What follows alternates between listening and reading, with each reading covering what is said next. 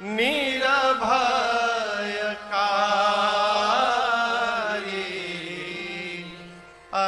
स्तुति करहि देव मुनि धारी। बक्सर में विश्वामित्र जी के साथ मेरे प्रभु श्री राघवेंद्र उपस्थित भय। यज्ञ की रक्षा के क्रम में भगवान ने मारीच को बिना फर के बाण से मारकर समुद्र के तट पर 100 योजन दूर भेजा है। सुबाहु को अग्नि बाण से जलाकर भस्म किया है। और जितनी निशाचरी सेना थी, लक्ष्मण जी ने एक ही बाण में सबको समाप्त कर दिया है।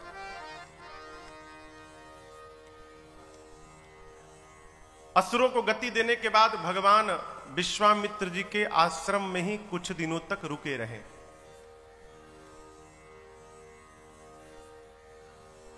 विश्वामित्र जी राम लक्ष्मण जी को लेकर आए थे यज्ञ की रक्षा कराने, ठीक ना? यही कारण था ना। चक्रवर्ती महाराज दशरथ से विश्वामित्र जी ने कहा कि असुर समूह सता वही मोही, अब मैं जा चन आयऊ नृप तो ही। असुर सता रहे हैं, भगवान गए मुक्त किए। जिस कार्य के लिए लाए थे वो कार्य पूर्ण भया। अब तो राम लक्ष्मण जी को वापस अयोध्या भेज देना चाहिए, ठीक ना? तो विश्वामित्र जी बक्सर में लेकर क्यों बैठे हैं? असुरों को मुक्त कराना ये तो एक बीच का निमित्त था केवल।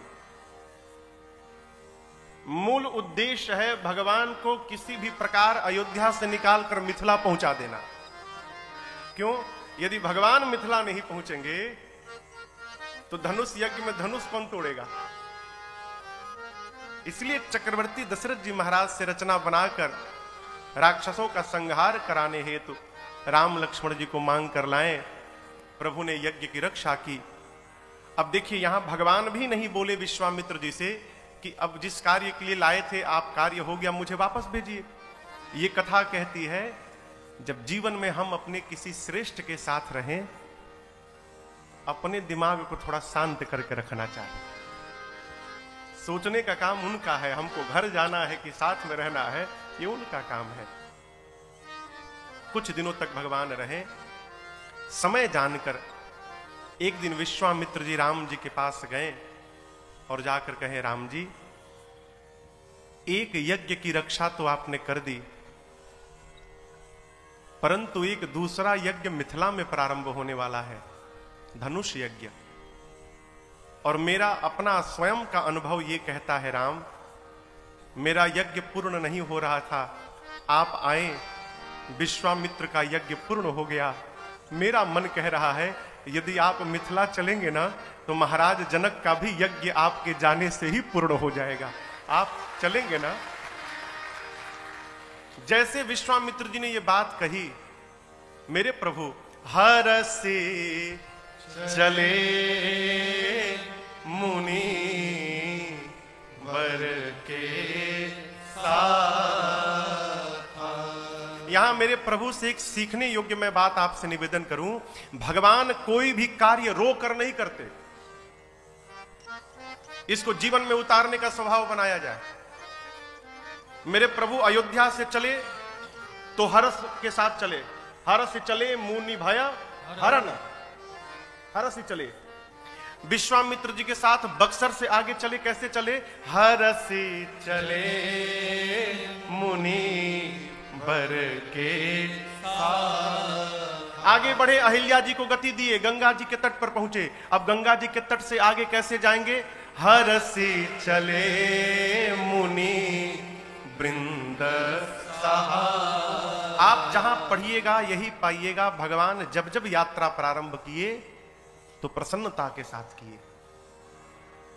क्यों?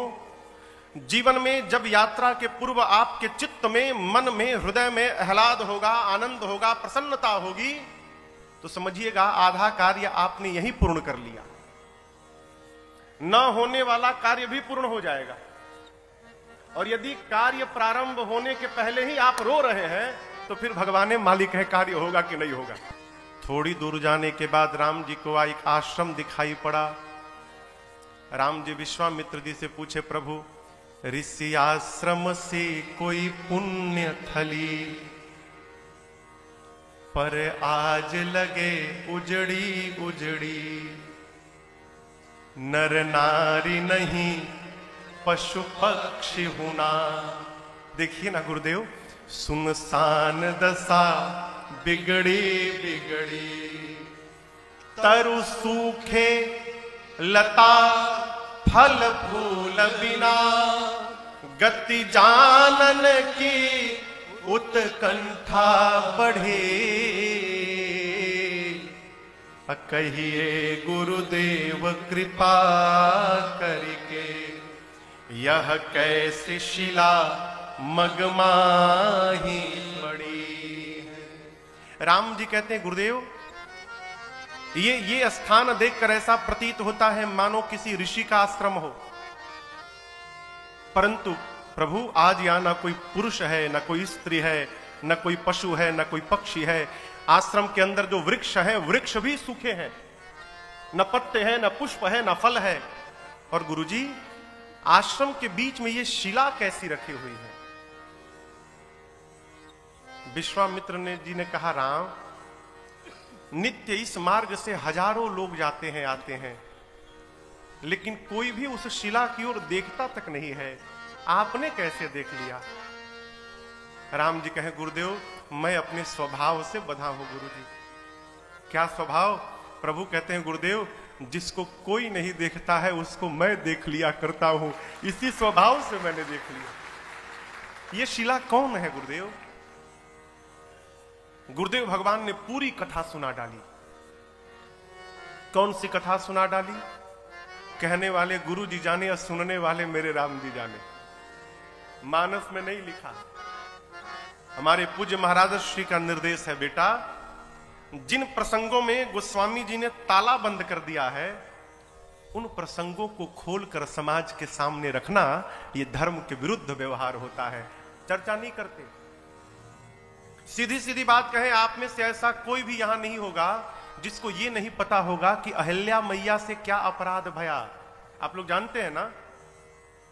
क्या गोस्वामी तुलसीदास जी नहीं जानते थे? लेकिन उसके बाद भी बाबा ने नहीं लिखा। क्यों? जिस वार्ता से किसी के चरित्र के दाग दिखाई पड़ने लगे, उस बात को कहने से अच्छा है वहां मौन धारण कर लिया जाए। सब बात हम कहें जरूरी नहीं है।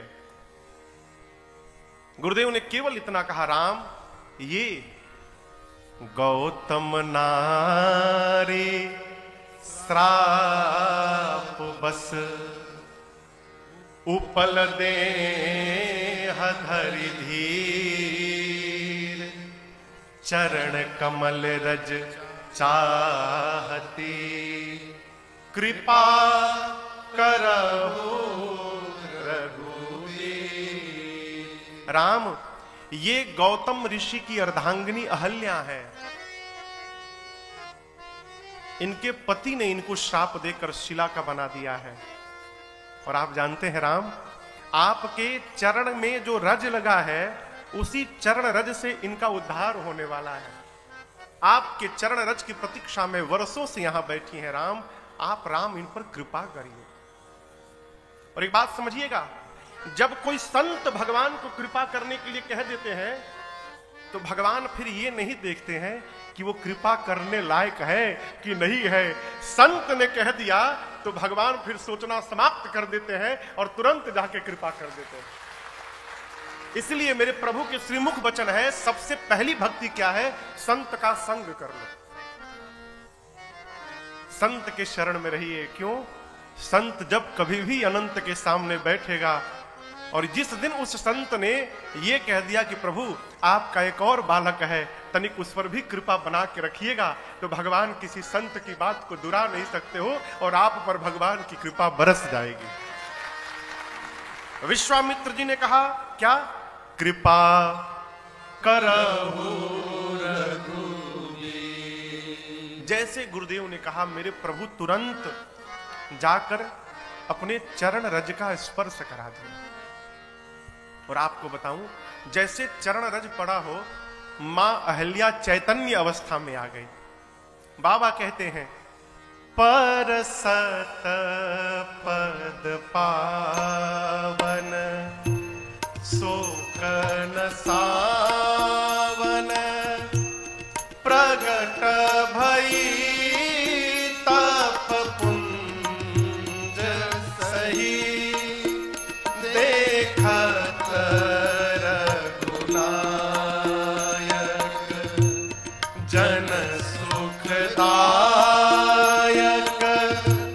सन्मुख होई कर जोरी रही अति प्रेम अधीरा पुलक शरीरा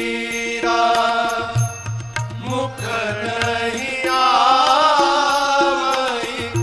वचन कही अतिशय बड़ भागी चरण लागी जुगल नयन जलधार बही। जैसे प्रभु ने चरण रज का स्पर्श कराया, अहिल्या मैया खड़ी हो गई। ये पता था कि भगवान के चरणों से ही मेरी मुक्ति होगी। सामने राम जी खड़े हैं, अहिल्या जी चैतन्य अवस्था में आई, भगवान को देखी, इतने विभोर में आ गई हो, शब्द समाप्त हो गए मुख में। और याद रखिएगा, जब ये काम करना बंद कर देता है ना, तब ये बोलना प्रारंभ करता है। झरझर नेत्र से अश्रु निकलने लगे, शरीर के एक एक रोम पुलकित हो गए। मां व्याकुल होके भगवान के चरणों में लौट गई अहिल्या जी। राम जी ने उठाया, अहिल्या जी ने कहा, प्रभु दुनिया वाले कहते हैं कि मेरे पति ने मुझे श्राप दिया। राम जी बोले, हाँ गुरु जी भी बता रहे थे। अहिल्या जी ने कहा, प्रभु ये सत्य नहीं है बिल्कुल, मेरे पति ने मुझे श्राप नहीं दिया नाथ, आज जाकर पता चला है मेरे पति ने मेरा उद्धार करा दिया है। क्यों? यदि अहिल्या को श्राप न दिए होते तो आज अहिल्या को राम का दर्शन भी प्राप्त नहीं हुआ रहता। प्रभु मुनि श्राप जो दीन्हा अति भाल कीन्हा परम अनुग्रह मैं माना देखे ओ हरि लोचन हरि भवमोचन इहै लाभ शंकर जाना। अहिल्या जी कहती है, प्रभु मैं मति से मंद हूं, भोरी हूं नाथ, मुझे मांगने का ढंग नहीं आता, लेकिन आज मांगूंगी। प्रभु मैंने सुना है कि भंवरा दिन रात कमल के पुष्प के चारों तरफ मंडराता है। क्यों? उसके भीतर जो पराग है वो पराग लेने के लिए। लोग कहते हैं कि आपका पांव ही कमल का पुष्प है। यदि आपके चरण कमल के पुष्प है प्रभु, तो आज के बाद आप अहिल्या के मन को भंवरा बना दीजिए। मैं चाहती हूं मेरा मन आपके चरणों को छोड़कर संसार में कहीं न जाए प्रभु। ये वही चरण है नाथ जिनसे गंगा निकली है। आपके चरणों से गंगा निकली, इसलिए शंकर ने उस गंगा को अपने सिर पे धारण कर लिया। ये वही चरण है जिनका सबसे पहली बार पूजन ब्रह्मा जी ने अपने हाथों से किया। आज मेरे से अधिक भाग्यशाली कौन है प्रभु? आपने उन्हीं चरणों को अहिल्या के ऊपर रख दिया प्रभु। मेरा मन आपके चरणों को छोड़कर कहीं न जाए, इसके अलावा कुछ नहीं चाहिए। जो वरदान मांगा प्रभु ने अहिल्या जी को प्रदान किया। बाबा कहते हैं, मां एहि भांति सिधारी गौतम नारी बार बार हरि चरण परी जोवती मन भावा सो वर पावा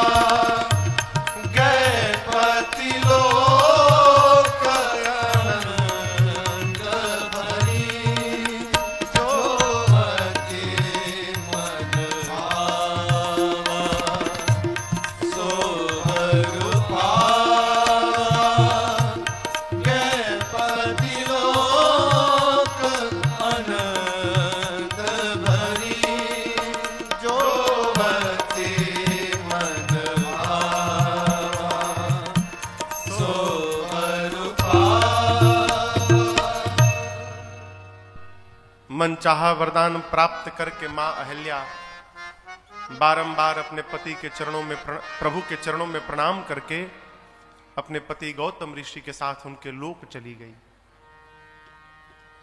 यहां पर पूज्यपाद गोस्वामी तुलसीदास जी महाराज ने एक सिद्धांत प्रतिपादित किया। बाबा कहते हैं, कौन है संसार में अस प्रभु दीन बंधु हरि, कारण रहित दयाल, तुलसीदास सठ तेहि भजो, छाड़ी कपट जंजाल। बाबा कहते हैं, संसार में आप नजर उठाकर ढूंढिए, कोई ऐसा मिलेगा आपको जो बिना किसी मतलब के आपको प्रेम करे। बात बहुत कड़वी है। बिना मतलब से कोई प्रेम करने वाला नहीं है। अकारण कोई प्रेम कर रहा है तो वो केवल और केवल मेरे रघुनाथ जी हमारी बात। कारण रहित दयाल। बाबा अपने आप को कहते हैं, हे तुलसीदास सठ। बाबा कहते हैं, हे सठ तुलसी, जो भगवान बिना कारण के प्रेम करते हैं, तेहि भजू। कैसे? छाड़ी कपट जंजाल। कपट का, जंजाल का त्याग करके भगवान का भजन करिए। तो महाराज भजन करेंगे तो काम कौन करेगा? नौकरी कौन करेगा? व्यापार कौन करेगा? हाँ? जानते भजन क्या है? भगवान के नाम की याद आती रहे, यही सबसे बड़ा भजन है। याद आती रहे, किसी भी प्रकार भगवान याद आवे हमको। क्यों? जब भगवान के नाम देख, कलिकाल में भगवान के नाम को छोड़कर दूसरा कोई सहारा नहीं है। बार बार मानस में यही बताया गया, एहि कलिकाल न साधन दूजा, जोग यज्ञ जप तप व्रत पूजा। उपाय महाराज, राम ही सुमिरिय अगाई राम ही, और संतत सुनिय राम गुण ग्राम। भगवान के नाम का स्मरण करिए। कहां करे? चलते बैठते सोते खाते पीते। क्या होगा महाराज? कितना हो गया? क्या क्या हो गया? अरे हो गए भव से पार, लेकर नाम तेरा। हो गए भव से पार, लेकर नाम तेरा। हो गए भव से पार, लेकर नाम तेरा। हो गए भव से पार, लेकर नाम तेरा। हो गए भव से पार, लेकर नाम तेरा।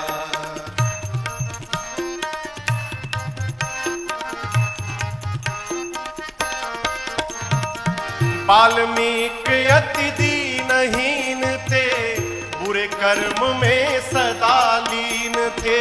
वाल्मीकि अति दीनहीन थे, बुरे कर्म में सदा लीन थे। वाल्मीकि अति दीनहीन थे, बुरे कर्म में सदा लीन थे।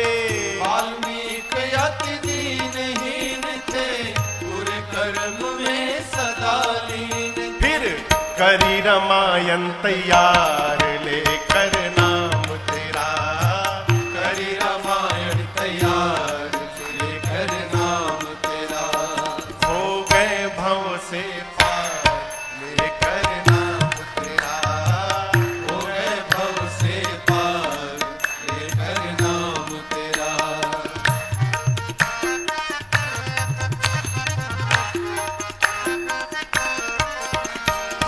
थे नल नील जाति के बानर, राम नाम लिख दिए शिला पर। हे नल नील जाति के वानर, राम नाम लिख दिए शिला पर। हे नल नील जाति के वानर, राम नाम लिख दिए शिला पर।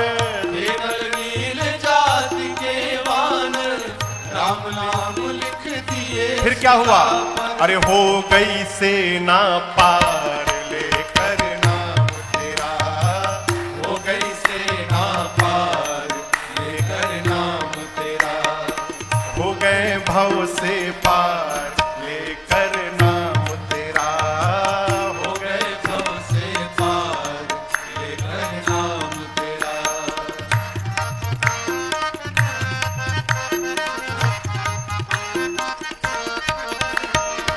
भरी सभा में द्रुपद दुलारी, कृष्ण द्वारिका नाथ पुकारी।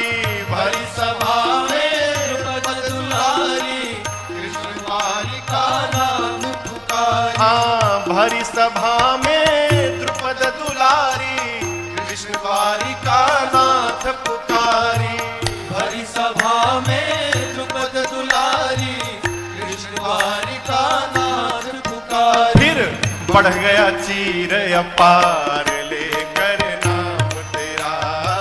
बढ़ गया चीर अपार लेकर नाम तेरा। हो गए भव से पार लेकर नाम तेरा।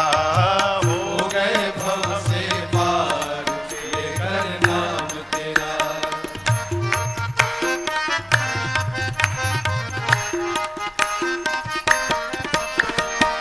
गज ने आधा नाम पुकारा, गरुण छोड़ कर उसे उबारा। गज ने आधा नाम पुकारा, गरुड़ छोड़ कर उसे उबारा। गज ने आधा नाम पुकारा, गरुण छोड़ कर उसे उबारा। गज ने आधा नाम पुकारा, गरुड़ छोड़ कर उसे उबारा। जाकर किया ग्राह संहार लेकर नाम तेरा। किया ग्राह संहार लेकर नाम तेरा। हो गए भव से पार लेकर नाम तेरा। हो गए भव से पार लेकर नाम तेरा।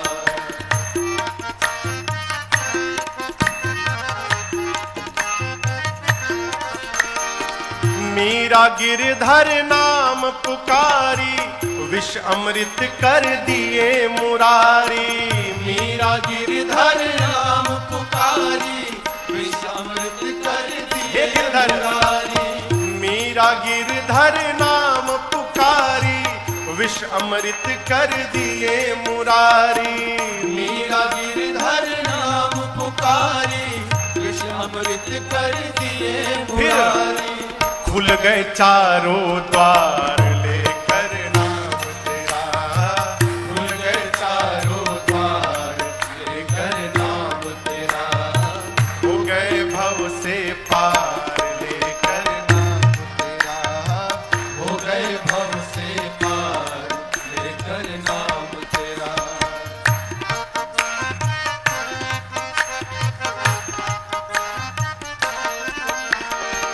राम नाम को जो कोई गावे, अपने तीनों लोक बनावे।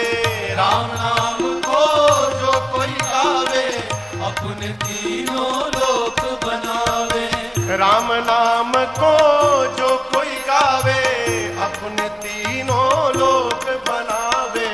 राम नाम को जो कोई गावे, अपने तीनों लोक ये राम नाम बनावे। अरे है जीवन का सार